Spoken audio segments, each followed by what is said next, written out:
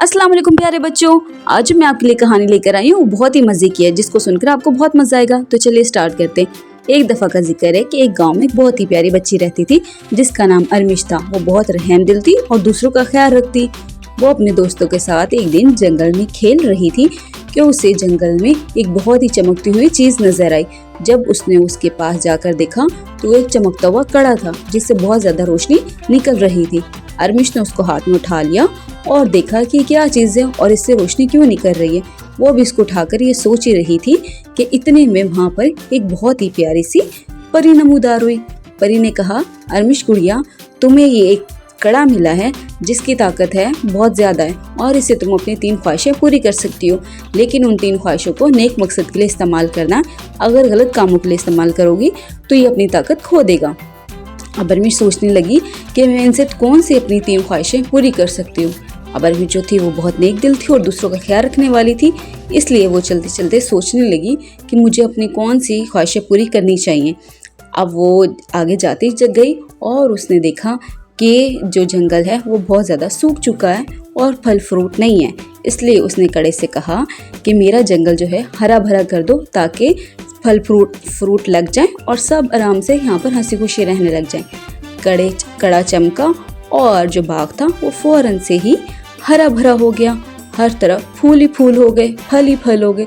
गांव वालों ने अरमिश का बहुत ज़्यादा शुक्रिया अदा किया और कहा कि अरमिश, तुमने तो हमारी मुश्किल ही आसान कर दी। अब सब अरमिश की तारीफ करने लगे। अब अरमिश के पास 2 ऑप्शन और थे कि वो उनसे क्या करे। अब उसने देखा कि उसके गांव का जो स्कूल है वो बहुत ज़्यादा पुराना हो चुका है और बच्चों के पास बैठने के लिए जगह भी नहीं है, कमरे भी नहीं है। अब उसने कड़े से कहा कि मेरे गांव का जो स्कूल है वो बहुत ज़्यादा अच्छा कर दो। कड़ा दोबारा से चमका और अरमिश के गांव का जो स्कूल था उससे बहुत ज़्यादा अच्छा कर दिया।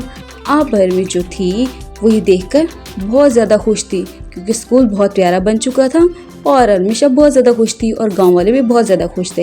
वहाँ पर बच्चे पढ़ने लगे और हंसी खुशी रहने लगे।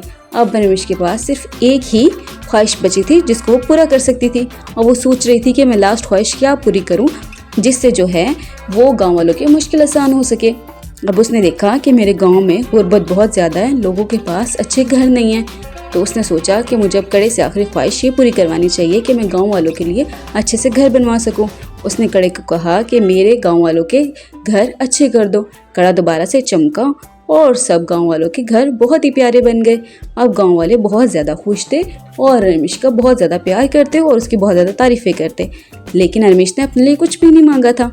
जब तीनों ख्वाहिशें पूरी हो गई तो परी वापस आई और अरमिश को कहने लगी कि अरमिश बेटा, देखो तुम कितनी अच्छी हो, तुमने दूसरों के लिए ही काम किया, अपने लिए कोई ख्वाहिश पूरी नहीं की। लेकिन अब ये कड़ा अपनी ताकत खो चुका है, अब तुम इससे कोई काम नहीं करवा सकती।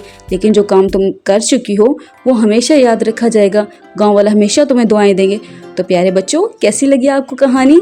तो हमेशा हमें दूसरों का ख्याल रखना चाहिए, दूसरों के बारे में सोचना चाहिए, क्योंकि अगर अरमिश अपने लिए कुछ करती तो वो फ़ौरन से ख़त्म हो जाने वाली चीज़ें थी। लेकिन अब उसने ऐसे काम किए जिसकी वजह से गांव वाले हमेशा अरमिश को याद रखेंगे और वो हमेशा खुश रहेंगे। असल खुशी तो दूसरों की खुशी में होती है। तो प्यारे बच्चों, आप उम्मीद करती हूँ आपको आज की स्टोरी बहुत अच्छी लगी होगी।